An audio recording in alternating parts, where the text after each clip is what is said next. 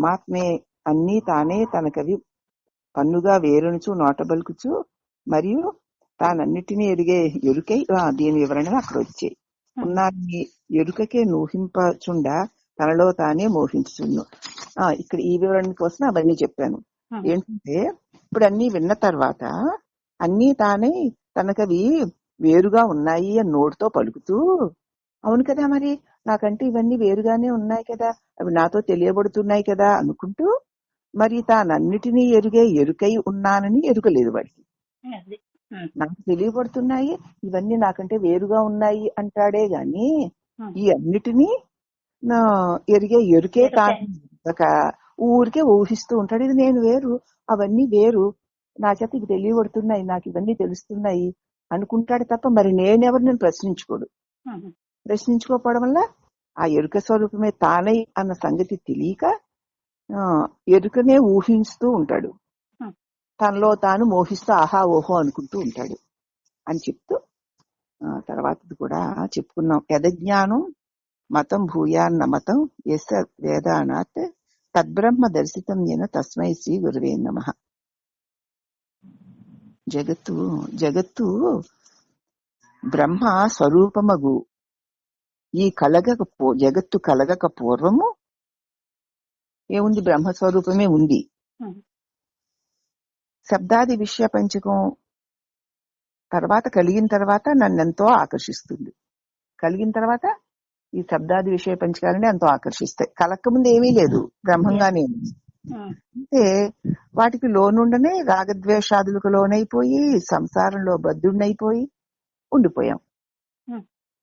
నీ స్వరూప యథార్థ జ్ఞానం కలుగుట తోడనే వివిధ నామరూపాత్మకముగి జగత్తందలి నానాలోలుత్వము నశించిపోయింది. ఎప్పుడైతే స్వరూప జ్ఞానం కలిగిందో నా స్వరూపమే అనేకంగా అనుకోవడం చేత అలా కనపడుతోందే తప్ప నా స్వరూపము కానిదేదీ లేదు అన్న జ్ఞానం కలిగేసరికి వివిధ నామరూపాత్మకముగి జగత్తందలి నానాలోలుత్వము నశించిపోయింది. నశించిపోవాలి. మరి ఎక్కడ చూసినా ఎందు చూసినా నీ స్వరూపమే అయినప్పుడు ఏది నన్ను వ్యామోహపరచగలదు?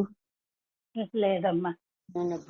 నీ స్వరూపమే తక్క అన్యమైనది ఏది కానరాకపోయింది కదా. అట్టి నీ స్వరూపమును దర్శింప చేసిన ఓ ప్రభు నీకివే నా నమస్కారములు అంటూ ఈ శ్లోకం చెప్పేసి ఊరుకున్నానేమో. యస్మై కారణ రూపాయ కార్యరూపేణ భాతి యత్ కార్యకారణ రూపాయ తస్మై శ్రీ గురవే నమః. ఏది కారణ రూపంగా ఉన్నదో అన్నిటికీ మరియు కార్యముగా కూడా ఏది భాషిస్తున్నదో అట్టి కార్యకారణ రూపము గురుతత్వానికి నమస్కరిస్తున్నాను. ఇప్పుడు మనకి ఒక వస్తువు ఉంది అంటే దీని ఏ కారణంగా ఉందండి ఇది అంటాం కదా. అప్పుడు మనం కారణం వేరు కార్యం వేరుగా చూస్తాం, అవునా? ఆ కారణం వల్ల ఈ కార్యం జరుగుతుంది. నిజంగా జరుగుతుంటే ఆ కారణం వేరు ఈ కార్యం వేరు అని చూస్తాం. ఆ కారణం లేక ఈ కార్యం లేదుగా. లేదు. ఈ కార్యమంతా ఆ కారణం వల్లనే జరుగుతోందిగా. ఈ కార్యం ఆ కారణం యొక్క ఆధారంతో జరుగుతోంది. జరుగుతుంటే కార్యకారణాలు వేరు అనుకుంటాం. తెలివి ఒక్కటే కాదు, వేరు ఇప్పుడు నాకు ఒక కారణంగా ఒక పని చేశానమ్మా, మా ఇంటికి చుట్టాలు వస్తారు, ఆ కారణంగా నేను గులాబ్ జాములు చేశాను, అవునా? నేను కారణం లేకపోతే ఈ గులాబ్ జాములు అనేటువంటి కార్యము జరగదు కదా, అవునా? జరగదు. అంచేత ఈ గులాబ్ జాములకి కారణం ఏమిటి? ఆ కారణం ఉంది. గులాబ్ జాములు చెయ్యాలి అనుకున్న కారణంగా. చుట్టాలిస్తే గులాబ్ జాములే చేయాలంటే పకోడీలు కూడా ఉండొచ్చు. అనుకున్న కారణంగా అది తీసుకోకూడదు. చుట్టాలు మాట వరుసకు చెప్పాను, అప్పుడు కూడా అసలు నేను అనుకోకపోవచ్చు కదా. అనుకున్న కారణంగా గులాబ్ జాములు చెయ్యాలి అని అనుకున్న కారణంగా ఇవి తయారయ్యాయి, అవునా? అవునమ్మా. కాబట్టి ఈ కారణాన్ని విడిచి కార్యం లేవు. కాబట్టి కార్యము కారణము ఒక్కటే. అవునమ్మా. అదేంటండి? కారణం వేరు, కార్యం గులాబ్ జాములు కదా, ఆ కారణమే గులాబ్ జాములుగా వ్యక్తమైంది. అది గులాబ్ జాములుగా వ్యక్తమైంది కారణమే. ఉమ్, వ్యక్తమయ్యేసరికి అవి వేరుగా కనపడుతున్నాయి మనకి. ఉమ్, అది వ్యక్తమై వెలుపల గులాబ్ జాముల ఆకారాన్ని ధరించక ముందు నీ లోపల భావాకారంగా ఉన్నాయి. ఉన్నాయి. నీలో ఉన్నవే నీకు వెలుపల కనపడుతున్నాయి. ఉమ్, మరి ఇప్పుడు నీకు వెలుపల ఏముంది? ఏం లేదు. నీలో ఉన్నదే ఏమి లేకపోతే నీలో ఉన్నదే నీకు వెలుపల కనపడుతుంది. ఆ, ఆ, గులాబ్ జాములు నాలోనే ఉన్నాయి. ఉమ్, అలాగే ప్రతి చిన్నది కూడా ఈ సృష్టిలో ఏది నీకు వెలుపల కనిపించినా లోపల భావరూపంగా ఉంటేనే బాహ్యంలో ఇదిగో ఈ వ్యవహార రూపంగా ఉంటుంది. ఉంటుంది. ఈ వ్యవహార రూపంగా ఉన్నదంతా నాలోనే భావరూపంగా ఉంది. ఉమ్, కార్యము కారణము ఇప్పుడు ఒకటే కదా. ఒకటే అమ్మా.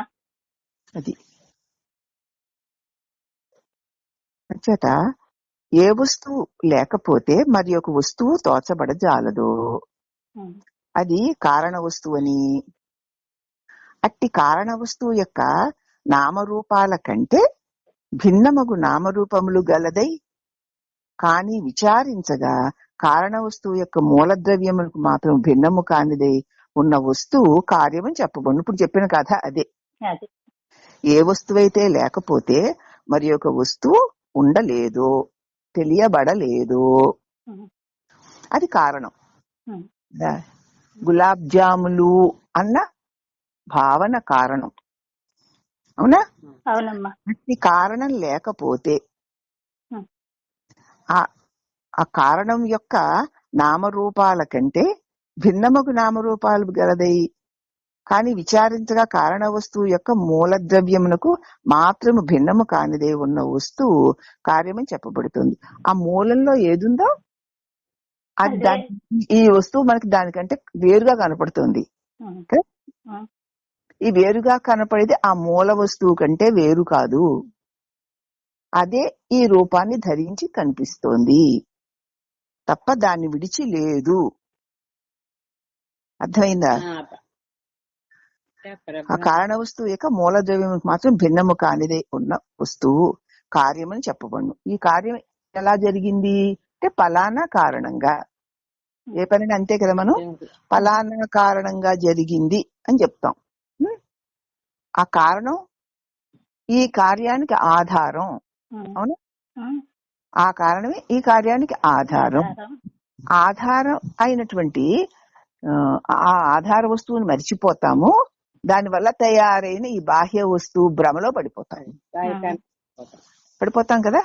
ఉమ్, అంటే ప్రతి పనికి వెనకాతల కారణం ఉంటుంది. కారణం లేకుండా కర్మ లేదు. లేదమ్మా. మనం కారణం వల్ల కర్మ జరుగుతుంటే కారణాన్ని మర్చిపోయి కర్మ యొక్క వ్యామోహంలో పడిపోతాం.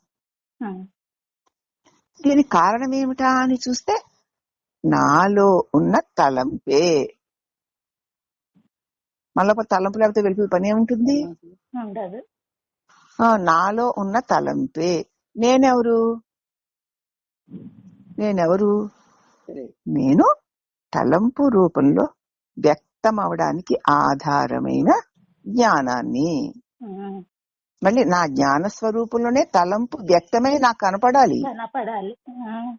కదా. గులాబ్ జామ్ అన్నది నేను అనుకున్నా, నాకు అప్పుడు లోపల చూసేస్తాను దాన్ని. నాకు కనపడాలి, లోపల కనిపించి అప్పుడు వెలుపల క్రియాన్వితం పోయి బయట కూడా కనిపిస్తూ ఉంటుంది. ఈ బయట కనిపించేది నీ లోపల అనిపించి కనిపించేది. ఎవరికి? నాకంటే నాలోనే నాకే అనిపించి నాకే కనిపించి నన్ను విడిచి లేనిది నాకు వెలుపల ఉన్నట్లు తోచడమే మాయ. ఇంకెందుకంటే వివరణ మధ్య నా వల్ల కాదు. చాలా చాలా వివరణ వచ్చిందమ్మా. కానీ అయితే నిద్రలో చూడండి వెలుపల బయట ఉండదు, ఉండదు. నిద్ర వదిలేయండి, అది మన ఆధీనంలో లేకుండా జరుగుతోంది. మీరు మెలకువని సవరించుకుంటే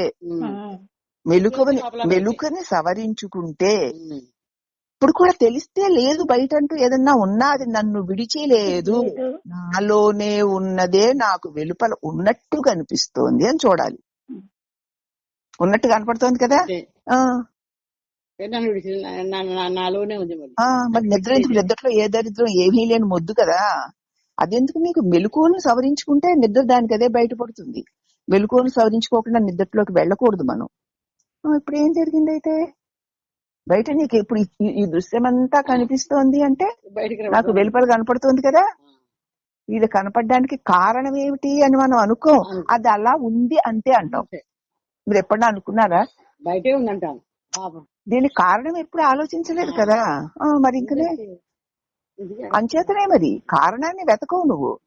కారణాన్ని వెతికితే ఇది దేనివల్ల ఉంది అంటే ఏం అక్కడ దేవుడు సృష్టి చేశాడా, మొక్క వచ్చింది, చెట్టు వచ్చింది, పొట్టు వచ్చింది అంటాం. అంతేగాని మరి దీనికి కారణం ఏమిటి అంటే ఆ కారణం చెప్తావే తప్ప నిజ కారణం నువ్వు వెతకవు. నిజ కారణం ఏమిటి? నేను అనుకోని చూస్తే, ముందు అనుకోవాలి, తర్వాత చూడాలి, అప్పుడు ఇది ఉన్నట్టు కనపడుతుంది.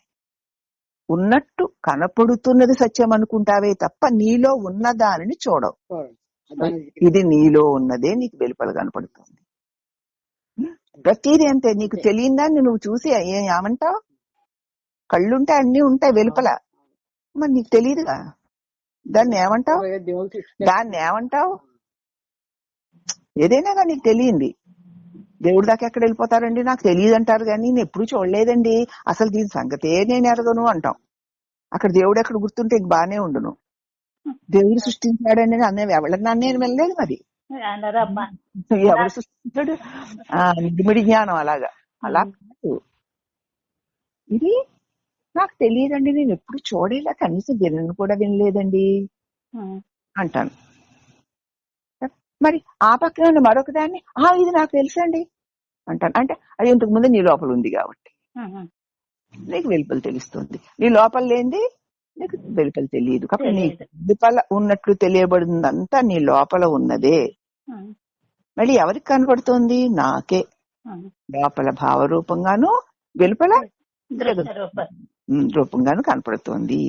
ఏ వస్తువు లేకపోతే మరొక వస్తువు తోచబడజాలదో అది కారణ వస్తువు అని, దాని వల్లనే ఆ కారణం చేత అట్టి కారణ వస్తువు యొక్క నామరూపాల కంటే, ఆ కారణ వస్తువు యొక్క నామరూపాలు ఏమిటి? చిత్ జ్ఞానం కంటే భిన్నమగు నామరూపములు గలదే కనపడుతుంది. అసలు ఆ కారణ వస్తువు యొక్క నామం రూపం సచ్చిత్. ఆ సచ్చిత్ నందే ఇవి కనిపిస్తుండగా వెలుపల అవి దానికంటే సచ్చిత్తుల కంటే వేరుగా నామరూపములు గల వానిగా కనిపిస్తాయి.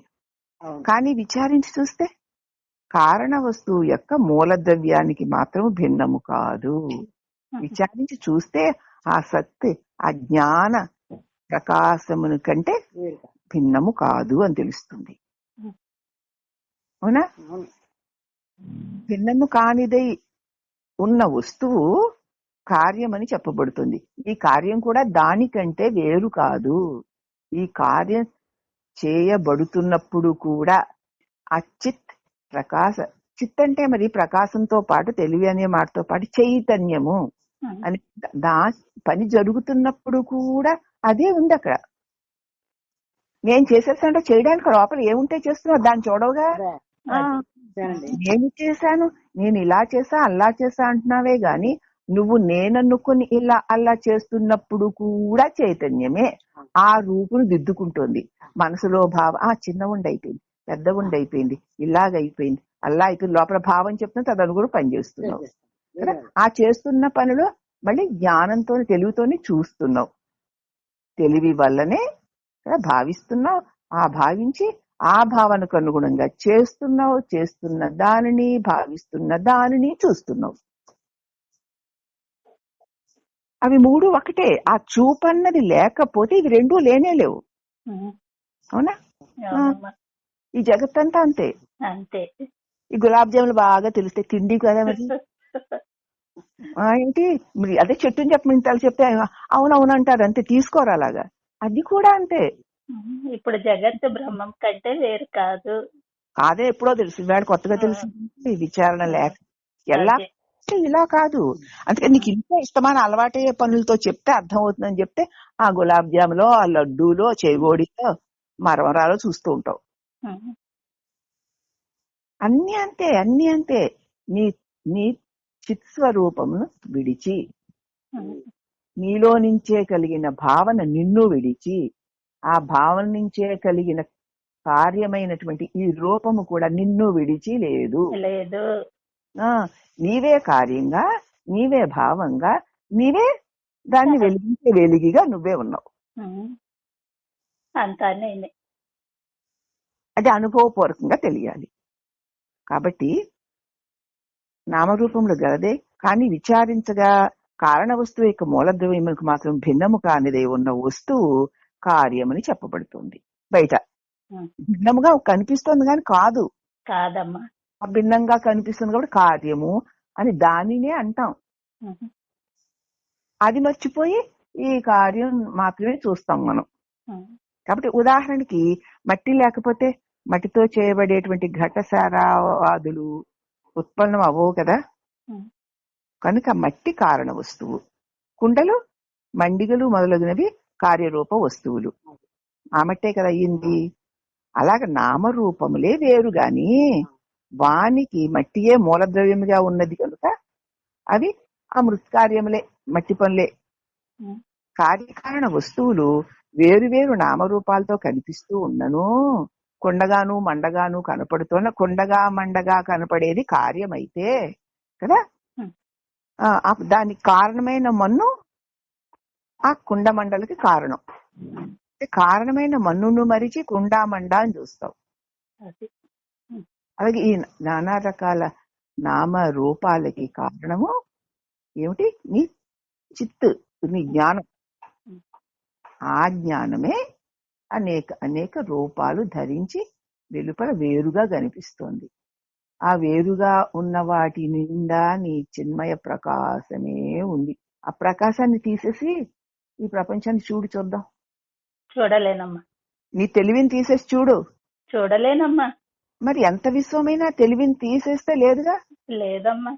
మరి ఇక్కడే నాకంటే వేరుగా లేదు. తెలివిలో ఇది అంతా తెలియబడుతుంటే ఇది వేరే ఉందని, అది ఇంత గొప్పదని, అంత గొప్ప తప్పుదని, ఇదని అదని మనం అనుకుంటున్నామంటే దేని వల్ల? నా వల్ల. నేనెవరని ప్రశ్న లేక. తీసేసి చూస్తే ఏముంది? మరి తెలివి లేకపోతే ఏమీ లేదుగా.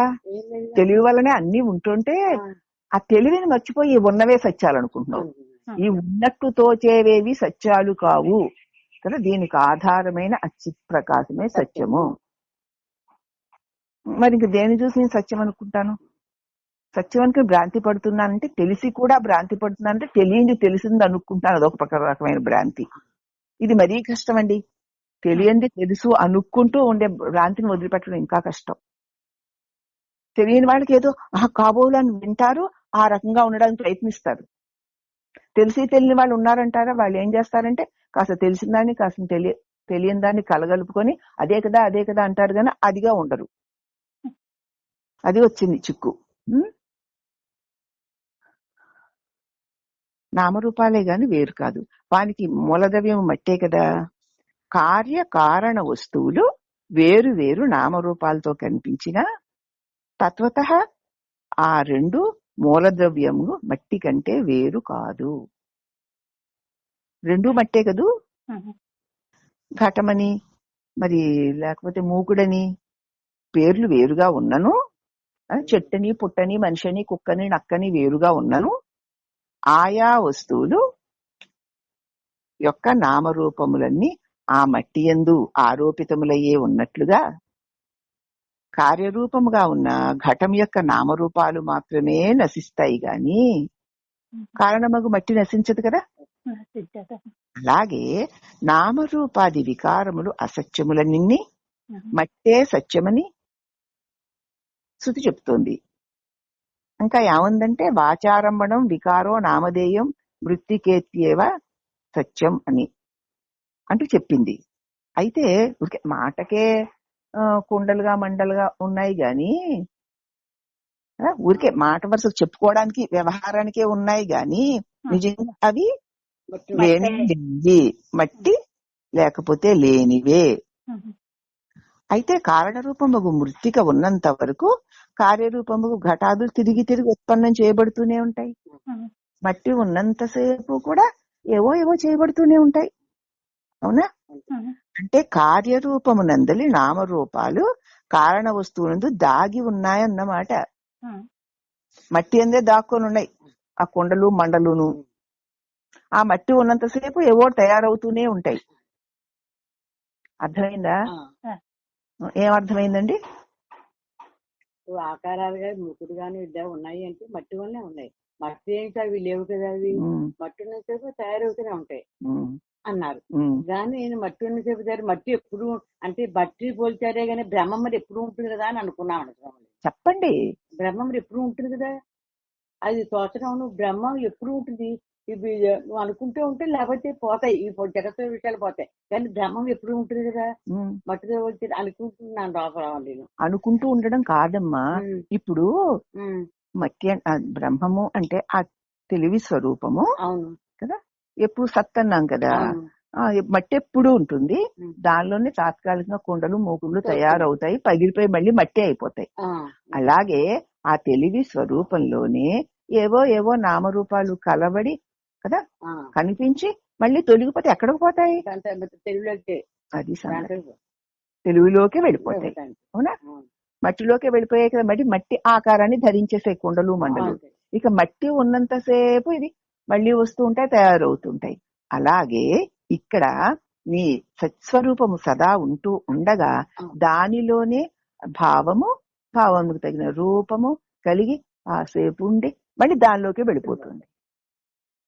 ఎప్పుడు మట్టి ఉన్నంతసేపు ఇవి ఉంటూనుంటాయి. అలాగే నేను అని లేచి వచ్చిన ఈ జీవభావ తెలివి ఉన్నంతసేపు ఈ తెలియబడే నామరూపాత్మకమైన జగత్తు కలుగుతూ తొలుగుతూ నీ యందు నా యందు. అవునా? అంటే నా యందు ఇవి కలిగి తొలిగే మట్టి యందు కుండామండలు కలిగి మళ్ళీ మట్టే అయిపోతున్నట్టు నా యందే ఇవి కలిగి వెలుపలున్నట్లుగా తోచి మళ్ళీ నాలోనే కలిసిపోతున్నాయి అని జ్ఞానం కలిగితే నీకు వికారాలు ఉండవు. భ్రమందేమో అనకండి, నువ్వే. మరి నువ్వు లేకపోతే ఏమీ లేవుగా. మరి బయట చూస్తావేంటి? బయటే ఉన్నాయి. ఈ బయట ఉన్నవన్నీ కూడా నాయందే కలిగి నాయందే నిలిచి మట్టి అందే కలిగి మట్టి అందే నిలిచి మట్టి అందే కలిసిపోతున్నట్లు నా చేత తెలియబడే ఈ నామరూపాత్మకమైన జగత్తంతా నాలోనే భావరూపంగా కలిగి బాహ్య రూపంగా తోచి మళ్ళీ నాలోనే కలిసిపోతున్నాయి. మట్టి ఉన్నంత కాలము కుండలు మండలు మళ్ళీ తయారైనట్లు నేనన్న భావన ఉన్నంతసేపు ఈ బాహ్య దృశ్యము అంతర దృశ్యము కలుగుతూ మళ్ళీ కలిసిపోతూ కలుగుతూ మళ్ళీ కలిసిపోతూ ఉంటుంది. వివేకవంతుడు తనకంటే వేరు అని అనుకోకుండా తన యందే తానే అని తెలుసుకుంటాడు.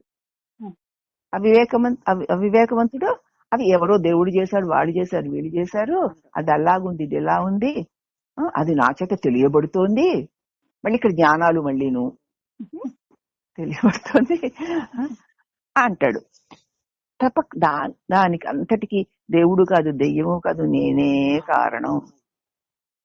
మట్టి అందే కలిగిన కుండలు మండలు మట్టి అందే ఉండి మట్టి తోటే ఉండి మళ్ళీ మట్టి అయిపోతున్నట్లు నేను అన్న భావన రూప ఆ చిజ్జ్యోతి అయిన నాయందే భావనారూపంగా కలిగి ఆ భావాలకు అనుగుణంగా అనేకమనేకముగా తోచి మళ్ళీ నాలోనే కలిసిపోతున్నాయి. నన్ను విడిచిలేవు. నిన్ను విడిచిలేనప్పుడు నువ్వు ఎవరిని ద్వేషిస్తావు? అంతవరకు బానే ఉంది. కానీ మళ్ళీ బయట చూసేసరికి ఎందుకు కలుగుతోంది? ఇష్టమో అయిష్టమో ద్వేషమో తప్పో ఒప్పో పాపమో పుణ్యమో ఎందుకు కలుగుతోంది? మరి ఇంత బాగా తెలిసిపోయింది కదా, ఆహా అదే అదే కదా అంటున్నారు. మరి ఎందుకు కలుగుతుంది? మళ్ళీ ప్రశ్నించుకో, ఎందుకు కలుగుతుంది? మరి నాకు ఎందుకు కలుగుతోందండి?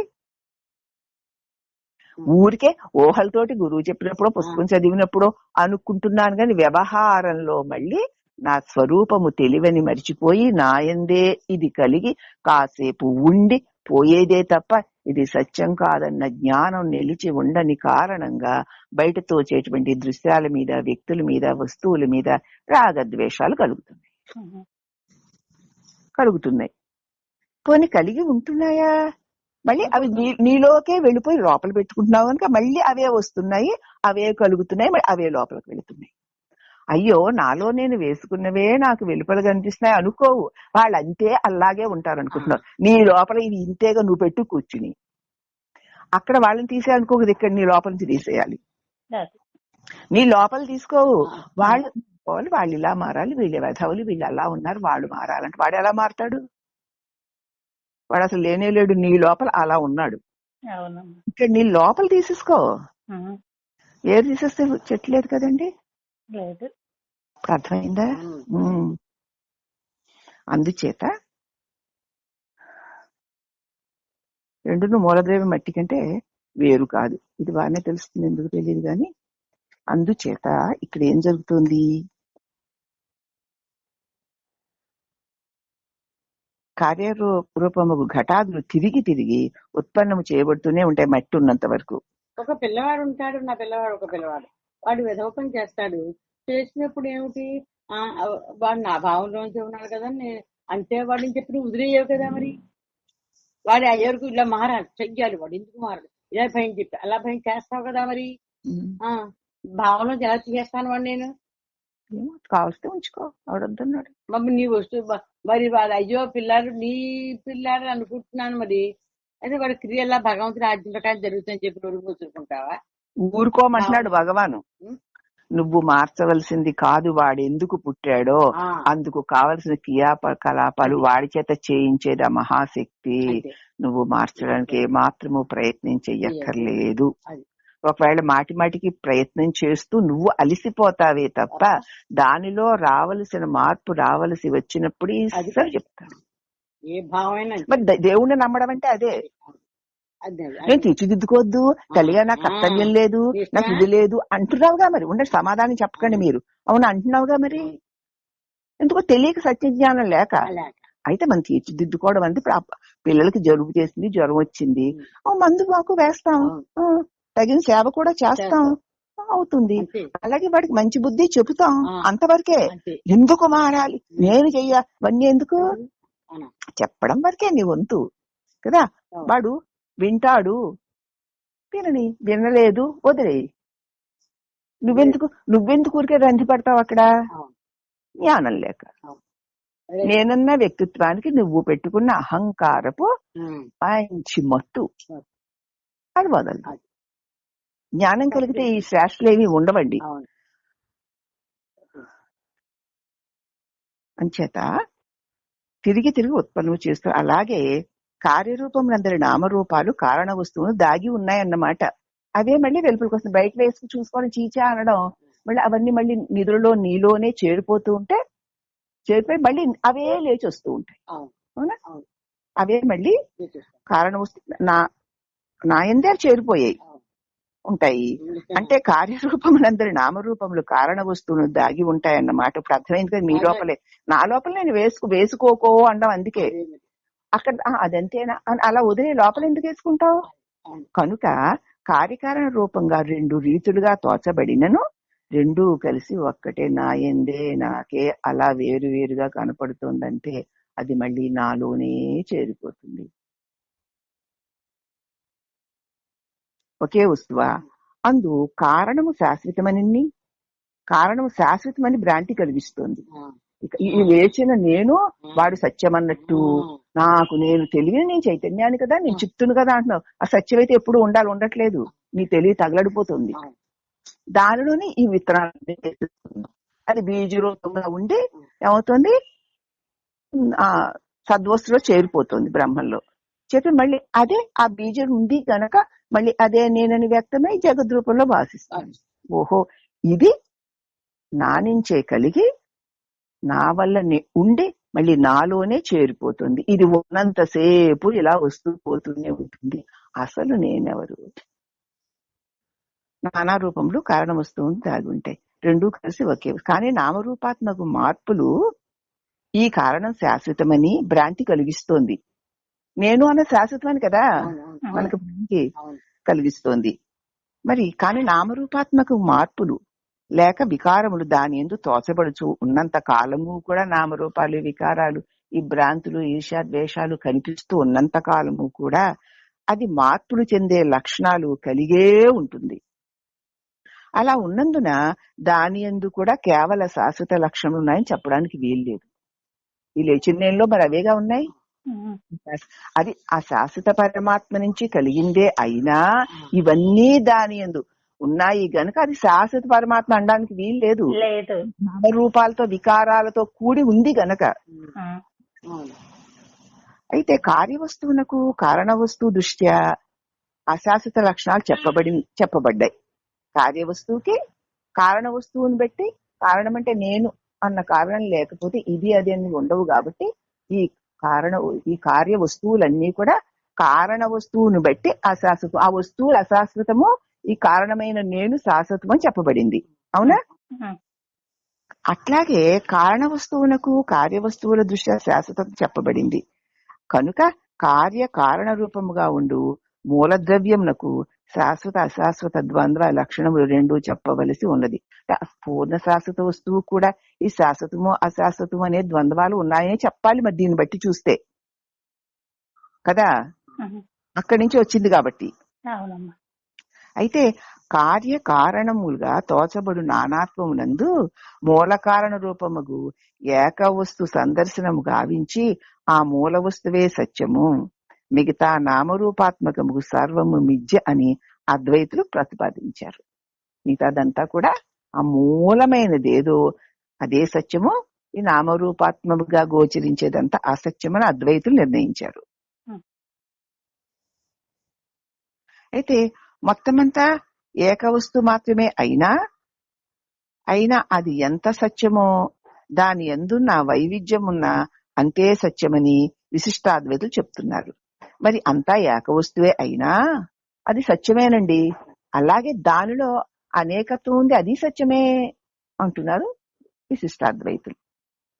మరి దాని యందు ఉన్నది అది సత్యమైతే దాని యందు ఉన్నది కూడా సత్యమే కదా అంటున్నారు. ఈ జగత్తు సత్యమంటారు వాళ్ళు.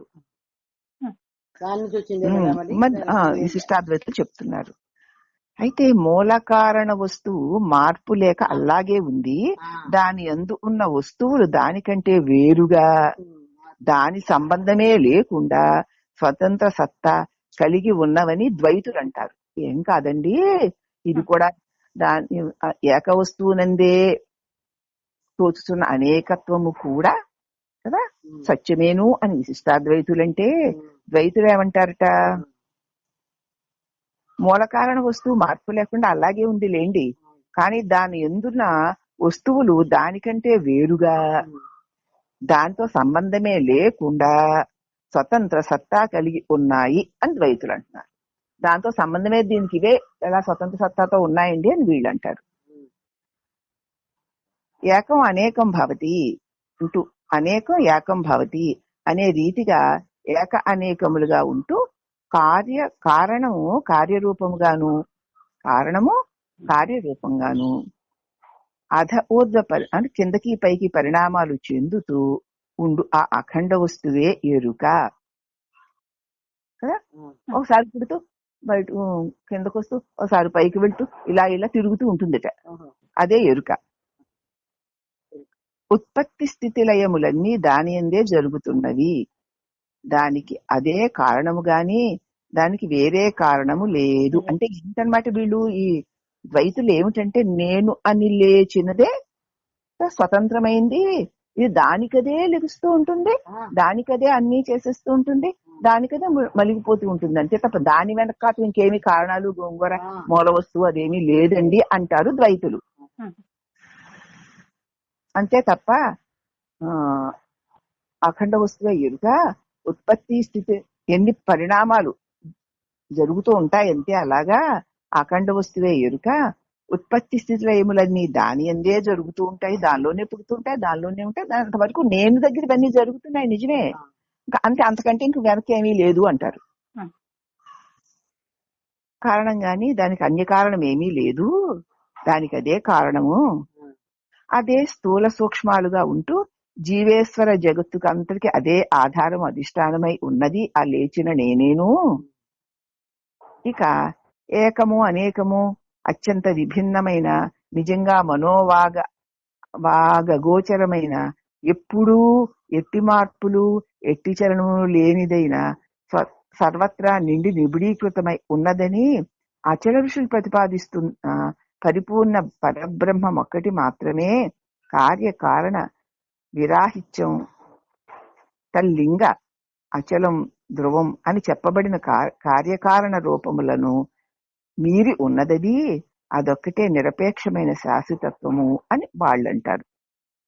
అచల ఋషులు వాళ్ళు ఏమంటారంటే సర్వే ఎట్టి చలనము లేనిది, మనసుకి వాక్కుకి అందనిది, ఎట్టి మార్పులు లేనిది, సర్వే సర్వత్రా నిండు నిబిడీకృతమై ఉన్నది అని ప్రతిపాదిస్తున్న పరిపూర్ణ పరబ్రహ్మము, అచల ఋషులు ప్రతిపాదిస్తున్న పరిపూర్ణ పరబ్రహ్మము ఉన్నదని, అది ఒక్కటి మాత్రమే కార్యకారణ విరాహిత్య కార్యకారణాలు లేకుండా, అలాగే లింగభేదం లేకుండా అచలంగా స్థిరంగా ఉన్నది అని చెప్పబడినటువంటి కార్యకారణ రూపం కూడా లేకుండా దానికి అధిగమించినటువంటి సద్వస్తువు ఉంది, అదే శాశ్వతమైన వస్తువు అని అచల ఋషులు చెప్తున్నారు. అమ్మా అచలం ధ్రువం అంటారు దాన్ని వాళ్ళు. అంటే అక్కడ ఏం లేదు, ఉత్త శూన్యం, అచలం, ఏమి కార్యం కారణం రూపం నామం అనేవాడు అనుకునేవాడు ఏదీ లేదు, అదంతే. దాన్ని మించి అదే ఇంకా అన్నిటికీ మించింది అని వాళ్ళు అంటారు. ఇప్పుడు పృథివికి కారణమైన జలము పృథివీ దృష్ట్యా శాశ్వతమే. పృథివికి కారణమైన జలము పృథివీ దృష్ట్యా శాశ్వతం. పృథివికి కారణం ఏమిటి? జలం. జలంలోంచి కదా పృథివి వచ్చింది. పృథివిని చూస్తే జలం, పృథివీ శాశ్వతమే, అవునా? అలాగే జలము దృష్ట్యా అగ్ని శాశ్వతము. పృథివీ దానికి తానే శాశ్వతంగా ఉన్నట్లు అనిపిస్తుంది, కానీ పృథివీకి కారణం ఏమిటా అని చూస్తే జలము కదా. జలాన్ని చూడకపోతే పృథివీ శాశ్వతమే. జలము దానికి కారణమైన అగ్నిని చూడకపోతే జలము శాశ్వతమే. అలాగే అగ్ని దానికి కారణమైన వాయువుని చూడకపోతే అగ్ని శాశ్వతమే. ఆ వాయువు తనకు కారణమైన ఆకాశాన్ని చూడకపోతే ఆ వాయువు శాశ్వతమే. ఆ ఆకాశం తనకు ఆధారమైన ప్రకాశాన్ని చూడకపోతే ఆకాశము శాశ్వతమే. దేనికది విడివిగా చూస్తే విడివిడిగా దేనికది శాశ్వతంగానే ఉంటుంది, అవునా? అంచేత పృథ్వీకి కారణమైన జలము పృథ్వీ దృష్ట్యా శాశ్వతం, అట్లే జల దృష్ట్యా అగ్ని శాశ్వతం, అగ్ని దృష్ట్యా వాయువు, వాయు దృష్ట్యా ఆకాశము, ఆకాశ దృష్ట్యా ప్రకాశ స్వరూపమైన ఆత్మ సాపేక్షికంగా శాశ్వతములుగా గోచరిస్తున్నాయి. దానికి కారణ వస్తువును చూడనంతసేపు ఈ కార్య వస్తువు శాశ్వతంగానే అనిపిస్తుంది. ఈ మట్టికి కారణం ఏమిటి అని చూడనంతసేపు మట్టి శాశ్వతమే, అవునా? అది దీనికి కారణం జలం. జలం లేకపోతే ఇది ఉండలేదు కాబట్టి దీనికి కారణము నీరన్నమాట. అది లేకపోతే ఇది ఉండలేదన్నమాట, ఇది శాశ్వతం కాదు. అట్లా తీసుకుపోవాలి ఒక్కొక్క దాన్ని విడిచి లేదు కదా మరి. అంచేత ఆకాశ దృష్ట్యా ఆత్మ సాపేక్షంగా శాశ్వతంగా ఇప్పటికప్పుడు విడివిడిగా శాశ్వతంగా గోచరిస్తూ ఉన్నవే గాని ఈ ఆరింటి యందు దేనికి దానికదే నిరపేక్షకమైన తమకు తామే శాశ్వతంగా ఉండే శక్తి లేదు, ఒకదాన్ని ఆశ్రయించకుండా ఉండే శక్తి లేదు. కనుక కార్యకారణ వస్తువులన్నీ సాపేక్షిక శ్రేణిలోకి ఒకదాని మీద ఒకటి ఆధారపడి ఉన్నవే, వాటికవే ఉన్నవి. అది భూమి గాని, జలము గాని, అగ్ని గాని, వాయువు గాని, ఆకాశము గాని ఆత్మ మీద ఆధారపడి ఉన్నవే తప్ప వాటికవే లేవు, అవునా? అలాగే నా చేత తోచబడి ఈ నానారూప జగత్తంతా కూడా భావము మీద ఆధారపడి ఉంది. ఆ భావము నేను అనే ప్రకాశం మీద ఆధారపడి ఉంది. ఆ ప్రకాశమే లేకపోతే భావము లేదు, భావం లేకపోతే భావంలోనే బీజరూపంగా దాక్కునున్న బాహ్య జగత్తు లేదు. బాహ్య జగత్తంతా భావరూపంలో నాదే. ఉంది. ఆ భావము నా ప్రకాశంలోనే ఉంది. అవునా? ఈ ప్రపంచం దానికదే లేదు, మనకి దానికదే ఉన్నట్టు కనపడుతుంది. అలాగే నా లోపల భావం కూడా దానికి నేనే ఇలా అనుకున్నా, ఆ భావం దానికదే ఉన్నట్లు అనిపిస్తుంది. కానీ నా ప్రకాశాన్ని విడిచి అది లేదు. ఇదంతా కూడా ఒక కార్యము కదా, ఫలానా కారణంగా ఉందే తప్ప సాపేక్షంగా దానికి అదే లేదు అని తెలుసుకోవాలి. అలాగే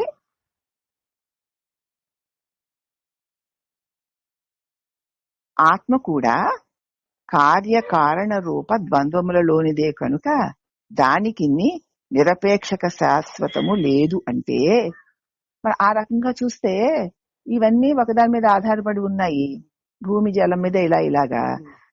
మరి ఆత్మ కూడా దేని మీదైనా ఆధారపడి ఉన్నదా? కార్యకారణ రూప ద్వంద్వముల్లోనిదే కనుక దానికి నిరపేక్షక శాశ్వతం లేదు అంటే ఆత్మకి కూడా ఉత్పత్తి చెప్పవచ్చునా? ఈ ఆత్మ అంటే నేను అనేటువంటి తెలివికి కూడా ఉత్పత్తి కలిగింది అని చెప్పవచ్చునా? చెప్పవచ్చును అంటే మరి ఆ ఆత్మకి కారణం ఏమిటి? అది మూలము లేనిదని మీరే చెప్పుచున్నారు కదా. ఈ ఆత్మ మూలం లేదు దానికే మీరే చెప్తున్నారు కదా, మరి దానికి ఏమిటి కారణము అంటే మూలము లేని ద్రవ్యం అంటూ అసలు ఉంటుందా? ఏదో కారణం లేకుండా మూలం లేకుండా ఉండదు కదా. మరి ఆత్మ కూడా ద్రవ్యమే, మూలము లేనిది అంటున్నారు. మరి పరిపూర్ణ పరబ్రహ్మము దేనికి మూలము కాదని మీరే అంటున్నారే, వీటికి వేటికది మూలం కాదంటున్నారు. వీటికి అన్నిటికీ సమన్వయం ఎలా కుదురుతుంది స్వామి అని మనకి శంక రావచ్చును. అయితే ఇక్కడ కారణము లేని కార్యము ఉండదు అన్నది నిజమే కదా. ఇప్పుడు ఖచ్చితంగా తెలిసిందా? ఏది ఇది అని తెలియబడుతూ ఈ క్రియ అంతా జరుగుతోందో దీనికి కారణం లేకుండా జరగదు, అకారణంగా జరగదు. కాబట్టి ఈ క్రియను చూసేదానికంటే కారణాన్ని చూడు. అలా వెతుకుతూ పోతే ప్రతి కార్యం వెనకాల ఒక కారణం ఉంటుంది కదా. మరి ఇలా ఒకదానికోటి కారణమైనప్పుడు వీటికి ఆధారమైన ఆత్మ కారణంగా ఇవన్నీ జరుగుతున్నాయి. మరి ఆత్మ కారణం ఏమిటి అని అడిగితే అది మూలము లేనిది అంటున్నారు. మనకి మూలము పరమాత్మ అని చెప్పుకుంటున్నాం. దానికి ఈ నేను అనేటువంటి దానికి మూలమే లేదు అంటున్నారు వీళ్ళు.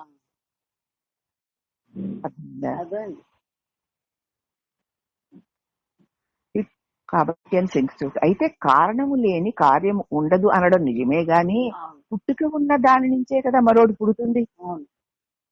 పుట్టుకే లేని దాని నుంచి మరొకటి పుట్టదు కదా అన్న సిద్ధాంతాన్ని మీరు మర్చిపోకూడదు. పుట్టిన దాని నుంచి ఇంకోటి పుడుతుంది, అసలు పుట్టుకే లేని దానికి ఇంకోటి ఎలా పుడుతుంది, దాన్ని మనం మర్చిపోకూడదు. కాబట్టి పరిపూర్ణ పరబ్రహ్మం మాత్రమే నిజముగా అజము, పుట్టుక లేదు, అమరము, మృత్యువు లేదు. దానికి అసలు పుట్టుకే లేదు కాబట్టి దానికి మరణం లేదు కనుక దాని నుంచి ఏది పుట్టదు. పరిపూర్ణ పరబ్రహ్మకి అసలు ఏమీ పుట్టలేదు, అది దేనికి మూలం కాదు. మరి మనం అలా చెప్పుకోవట్లేదుగా. మరి అన్నిటి పుట్టింది చెప్తున్నా, అన్నిటికీ ఆధారం ఉందంటావు, దీనికి ఆధారం ఏంటని అడిగారు. పుట్టుకే లేదు అంటున్నారు కానీ మీరు ఏ ఆత్మకి నేను అనేవాడికి ఆ తానైన పరమాత్మ ఆధారం అని కదా మనం పాఠాలు చెప్పుకుంటున్నాం. పరమాత్మ దీనికి ఆధారం లేదు కదా, ఇంకా బ్రహ్మానికి ఆకారం, తెలివికి ఆకారం. ఇంతవరకు మీరు రండి.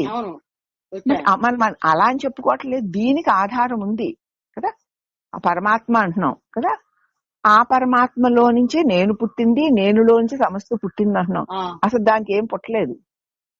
చావు పుట్టుకలు నామరూపాలు లేనిది, చావు పుట్టుకలు లేని దాని నుంచి పుట్టిన దాని నుంచి ఇంకోటి పుడుతుంది కానీ అసలు పుట్టుకే లేని దాని నుంచి నేను పుట్టడం, ఈ ఆత్మ పుట్టడం, నేను పుట్టడం ఏంటి, నేను పుట్టడం ఏంటి, లోకం పుట్టడం ఏంటి, బుద్ధి అదే. మరి అందుచేత పుట్టుక ఉన్న దాని నుంచి కదా ఇంకోటి పుడుతుంది, పుట్టుకే లేని దాని నుంచి ఇంకోటి ఎలా పుడుతుంది? ఆ సంగతి మర్చిపోకండి. పరిపూర్ణ పరబ్రహ్మం మాత్రమే నిజముగా, సత్యముగా అజము, పుట్టుక లేనిది, అమరము, చావు లేనిదై ఉంది కనుక దాని నుంచి ఏది పుట్టదు. పుట్టిన దానికి పుట్టాలి కానీ పుట్టిన దానికి ఏం పుడుతుంది? కనుక ఆత్మయే జగత్ కారణమని, ఆ ఆత్మ నుంచే సర్వము ఉత్పన్నమైందని శృతులు స్మృతులు చెప్తున్నాయి. ఆత్మ అంటే నేను, నేనే ఈ జగత్తుకు కారణం, నేను లేకపోతే జగత్తే లేదు అని శృతులు స్మృతులు కూడా చెప్తున్నాయి. ఈ విపులంగా తెలియాలంటే పరిపూర్ణ దర్శనంలో సృష్టి విజ్ఞాన చక్రం ప్రకరణాన్ని చదవండి. అందుచేత ఇప్పుడు ఇంతకీ ఏంటనమాట, ఆత్మ అంటే నేను కదమ్మా. ఆ పరమాత్మ, ఆ పరిపూర్ణ వస్తువుకి ఏది లేవు, చావు పుట్టుకలు లేవు, దాని నుంచి ఏది పుట్టలేదు కదా, అది పుట్టలేదు.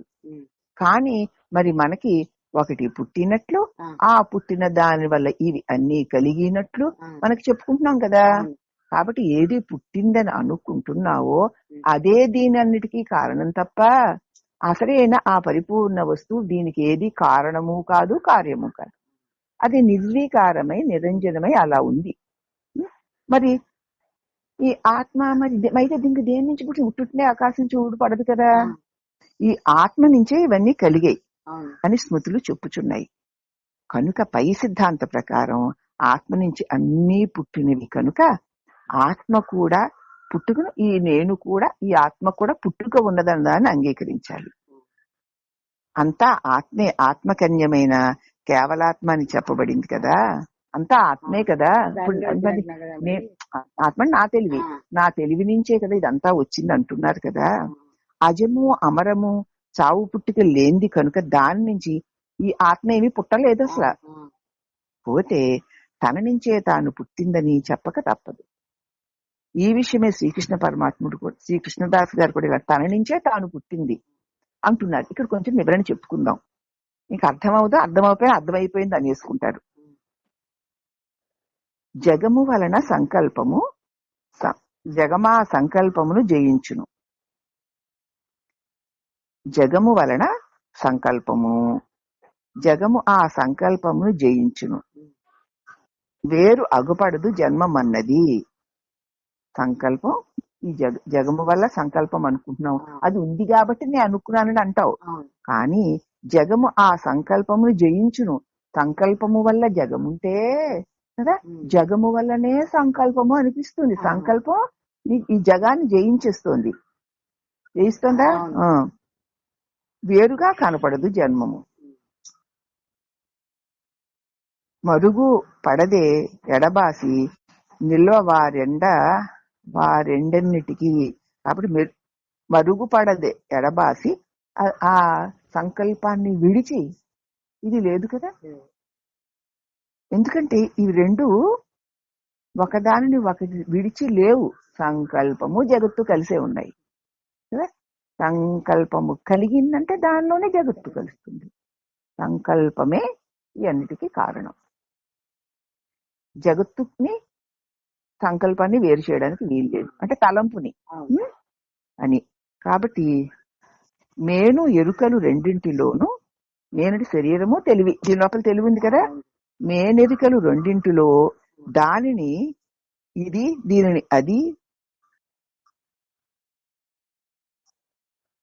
అదియుగా సృజించుచున్నది.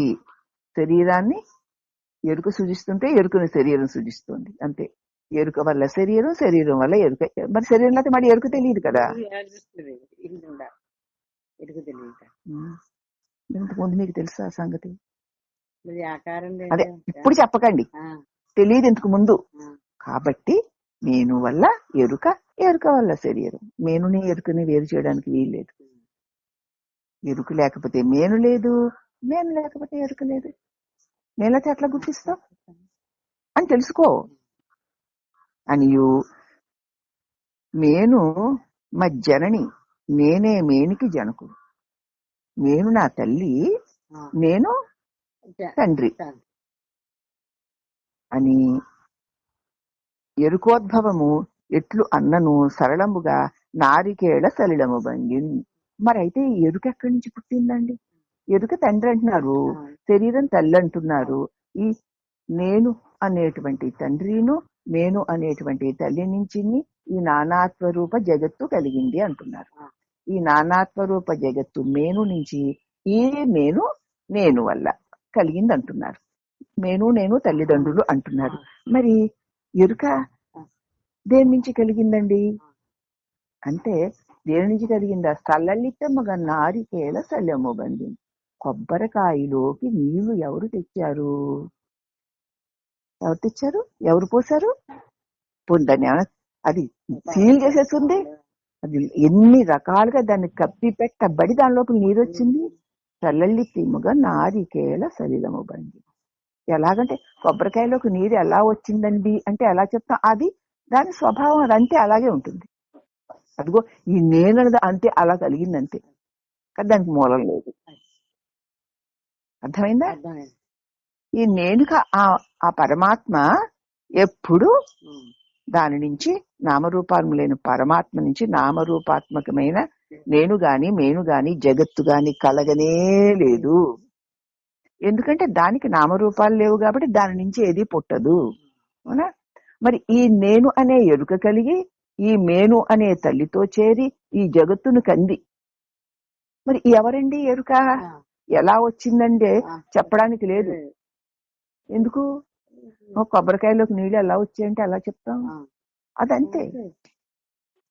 కాబట్టి ఆ నేను మరి ఆ పరమాత్మ కారణం కాకపోతే ఈ నేను ఎలా వచ్చిందని అంటే అదంతే. ఎందుకంటే అమ్మా నిద్రలో మాయమైపోతుంది కదా. నిద్రలో మాయమైపోతుందా? వెలుగులో నేను ఉన్నాను తయారైపోతుంది. వచ్చి నిజం అనిపిస్తుంది, మళ్ళీ మాయమైపోతుంది. కాబట్టి దాన్ని మాయ మిథ్య అన్నారు. దాన్ని మాయగా మిథ్యగా మనం తెలుసుకోవాలే తప్ప మరి నిద్రలో ఎక్కడికి వెళ్ళింది? లేదు, దేనిలోకి వెళ్ళలేదు. లేకుండా పోయిందమ్మా. మళ్ళీ ఎందుకు వచ్చిన చుట్టుకుని వస్తుంది, ఇవన్నీ పట్టుకు తిరుగుతుంది. కాబట్టి దానిని లేనిదే మిథ్యే, ఉన్నట్టు తోచునే గాని లేనిదే అని తెలుసుకోవాలి. ఇప్పుడు మన నేను మేనును ఇంకిప్పుడు ఇక్కడ ఏమీ లేకుండా పోయింది. అందుచేత నేను మధ్యనని నేనే మేనికి జనకుడు అని ఎరుక ఉద్భవం ఎలా జరిగింది అంటే సరళంబుగా నారికేళ సరళంబంగి అనిన్ని సెలవిచ్చారు గురువులు. ఆయన కొబ్బరికాయలోకి నీళ్ళు ఎలా వచ్చాయంటే ఎలా చెప్తాం? కరిమింగిన వెలగ పండు తీరును భంగి. చక్కగా గుజ్జుతో ఉన్న పండు మింగుతుంది, బయటకు వచ్చేసరికి పండులాగే ఉంటుంది, లోపల గుజ్జు ఉండదు. ఎలా పోయింది? గుజ్జు కాయ పళంగా రెట్ట వేసేస్తుంది ఏనుగు. ఎలప్పండేమని చూస్తే లోపల గుజ్జు ఉండదు. ఎలా వెళ్ళింది అంటే ఏం చెప్తాం? అదంతే. దాన్ని గురించి నువ్వు కార్యకారణాలు వెతకకు, అది వట్టి ఉత్తదే, అలా అనిపిస్తుంది అంతే అని తెలుసుకోవాలి. కాబట్టి కనుక ఎరుక జగములు రెండూ ఏకవస్తువుగా నుండి, రెండు ఒకటే, తెలివి జగతని దేహము ఏకవస్తువుగా ఉండి ఒకదానికొకటి మూలం. శరీరానికి నేను మూలం, నేనుకి శరీరం మూలం. అది ఎలా కుదురుతుంది స్వామి? అనుదాని రహస్యము వస్తు నిశ్చయ రూపముగా ఎరుక యొక్క స్థానస్వరూప స్వభావములు గురుమూర్తి వల్ల తెలుసుకోవాలి. తెలుసుకున్నప్పుడే తేటతెల్లమవుతుంది. గురుమూర్తి వల్ల తెలుసు. కాబట్టి ఈ నేను అనేది మిథ్య, దానివల్ల ఉన్నట్టు తోచే జగత్తు కూడా మిథ్య. అలా ఉంటుంది కానీ అది ఉండదు అని దాని మీద నువ్వు ధ్యాస పెట్టకుండా ఉండు. నేనెవరిని నన్ను ప్రశ్నిస్తే ఈ నేను లేనిదే గనక తల్లకుందులుగా పడిపోతుంది. అప్పుడు ఏది మిగులుతుందో అది పరిపూర్ణ పరబ్రహ్మం. దాని నుంచి ఇది పుట్టలేదు, దీని నుంచి అది పుట్టలేదు. లేనిదే ఉన్నట్లు అనిపిస్తూ ఉంటుందంతే. ఎవరా అని ప్రశ్నిస్తే పారిపోతుంది. ప్రశ్నించేంతకాలం అది రాజ్యాలు ఏలేస్తూ ఉంటుంది, వచ్చేస్తూ ఉంటుంది, వెళ్ళిపోతూ ఉంటుంది, కల్పిస్తూ ఉంటుంది. ఇది దీని గోళ. ఇప్పుడు అర్థమైందా? ఇంకా అర్థం అవ్వకపోతే పుస్తకం నేను మర్చిపెట్టేసి లోపల పెట్టేస్తాను. అర్థమైతే సరిపోదు, మరి ఆచరణలోకి వెంటనే వచ్చేయాలి. ఆచరణలోకి అది వచ్చేయాలి. కాబట్టి అది ఎవరి దగ్గర తెలుసుకోవాలి? అది గురుమూర్తి వల్ల. ఇలాగా దాని రహస్యాన్ని వస్తు నిశ్చయ రూపముగా, అది ఖచ్చితంగా ఎలాగ ఉందో ఎలాగ లేదో ఆ రూపంగా ఎరుక యొక్క స్వస్థాన రూప స్వభావాలని గురుమూర్తి వల్ల తెలుసుకుంటే తప్ప తేట తెల్లము కాదు. ఇక కార్యకారణ రూపంగా ఉన్నది గురుతత్వమని ఈ శ్లోకం ఉద్ఘాటించింది కదా స్వామి. ఈ కార్యరూపంగా ఉన్నదే గురువు అన్నారు కదా స్వామి. కార్యకారణ రహితమైనదే పరిపూర్ణ పరబ్రహ్మము కనుక గురుత్వమే పరిపూర్ణ పరబ్రహ్మము కాదని తెలుసుకోవలేను. కార్యకారణ రహితమై కార్యకారణము లేనిదే పరిపూర్ణ పరబ్రహ్మము తప్ప గురుత్వమే పరిపూర్ణ పరబ్రహ్మము కాదు. ఈ గురువే పరిపూర్ణ పరబ్రహ్మం కాదు. చెప్పేవాడు వినేవాడు చెప్పడాలు ఉన్నాయి గనక ఇది పరిపూర్ణ పరబ్రహ్మము కాదు అని తెలుసుకో. గురు ఉపాసన వల్ల ఐహిక ఆముష్మిక రూపములకు సర్వార్థ సిద్ధి చేకూరగలదు గాని పరిపూర్ణ బ్రహ్మము కాదు. అది ఆచరిస్తే ఆయన చెప్పిన బోధ ప్రకారంగా నీ అంతరంగంలో నీ స్వరూప జ్ఞానం నీకు ఉద్భవించి ఈ మిథ్య అయినదంతా దానికి తొలగిపోతుందంతే. అది తొలగిపోవడానికి అదే సింహస్వప్నం వంటిదంతే. సింహం యొక్క స్వప్నం అబద్ధమే కదా. ఏనుకి కల్లో సింహం రావడం కలే కదా. కానీ ఆ కల్లో వచ్చిన సింహం వెలుగు తెప్పించేసింది. అదే రకంగా మరి కలలో సింహం బ్రహ్మం కాదు కదా, వెలుగు తెప్పించింది. అలాగే నీకు ఇది మిథ్యాత్వాన్ని తెలియజేసే వరకే గురువు. ఆ తర్వాత గురువు శిష్యుడు రెండు లేని స్థితియే పరిపూర్ణ పరబ్రహ్మం. అక్కడేమీ లేదు. కనుక దాన్ని మనం సర్వార్థ సిద్ధి ఎప్పుడు గురు ఉపాసన వల్ల గురువుని ఆశ్రయించి గురుబోధ మీద శ్రద్ధ పెట్టి నీ మిడిమిడి జ్ఞానాలు పక్కన పెట్టి తెలుసుకుంటూ గురువును ఉపాసించడం వల్ల ఐహిక ఆముష్మిక రూపముకు సర్వార్థ సిద్ధి చేకూరగలదు. కానీ పరిపూర్ణ పరబ్రహ్మమో దానము ధర్మము సగుణ ధ్యానము ప్రతిమా అర్చనంబులు తజ్జపతీర్థ స్థానములివి ముక్తి అని మానవులోనరించబడు మానవులోనరించ బయలు మాట్లాడదేమి. ఇవన్నీ వీడు చేస్తుంటే ఏమీ లేనిది ఏమీ మాట్లాడదేమి. ఎరికే లేదు మాట ఆడేవాడెవడు. అక్కడ ఏం మాట్లాడుతుంది? అక్కడ అవును కాదనక నీవనక నేననక ఒక్క మేనైనా తాను కాక మనం అన్ని వేరు ఒక్కటే నేను అనుకుంటున్నాం. ఒక్క మేనైనా తానుగాక మితి మీరి ఉన్నది మాట్లాడదేమి. ఎరుకే లేదు ఇక మాట ఆడేదేమి. ఎరుక్కుంటే వాగుతూ ఉంటుంది. అది లేనప్పుడు ఇక వాగేవాడు ఎక్కడున్నాడు? కాబట్టి ఈ జగత్తు సత్యమని దీనిలో ఏదో ఉందని దాన్ని పొందడానికి నేను ఉన్నానని అనుకున్నంతసేపు ఈ నేను దాన్ని పొందడానికి నేను మిథ్యా జగత్తులోకి దాని కల్పనలోకి వస్తూ ఉంటుంది. అది ఇక్కడ ఏమీ లేదు అని తెలుసుకున్న దీనికి రావాల్సిన పని లేదు. అది రాకపోతే ఉన్నది పరిపూర్ణ ప్రాబ్లం అని శ్రీకృష్ణదేశికేంద్ర వారు సెలవిచ్చారు. కనుక ఇహపరములలో దేనికి గాని రెండింటికి గాని సాధించవలెను అంటే వారికి గురువే ఉపాస దైవము. ఈ లోకంలో గాని పరలోకంలో గాని ఈ రెండింటినీ గాని ఇహలోక పరలోక సౌఖ్యాలు గాని దేన్ని సాధించాలన్నా వారికి గురువే ఉపాస్య దైవము. కనుక నిరాలంబలోపనిషత్తులో ఉపాస ఇతిచ సర్వ శరీరస్థ చైతన్య బ్రహ్మ ప్రాపకో గురూపాస్య అంటే సకల దేహముల యందు వ్యాపించిన చైతన్య బ్రహ్మమును ప్రాప్తింపచేసిన గురువే ఉపాసింపదగినవాడు. అన్ని దేహాలలోనూ ఏకైక ఆ ప్రకాశ రూపమైన ఆ పరబ్రహ్మమును ప్రాప్తింపచేసిన వాడే మనం ఉపాసించదగిన గురువు. విశేషించి తదేవ బ్రహ్మత్వం విద్ధి నేదం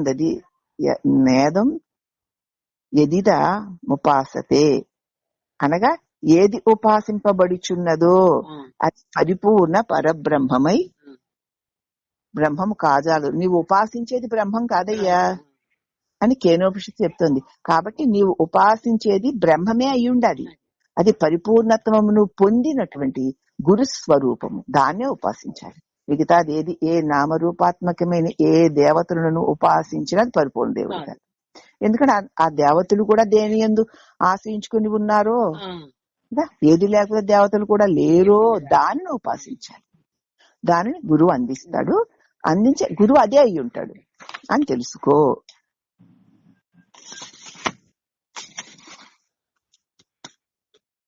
కేనోపనిషత్తు దీని గురించి ఉద్ఘాటిస్తుంది.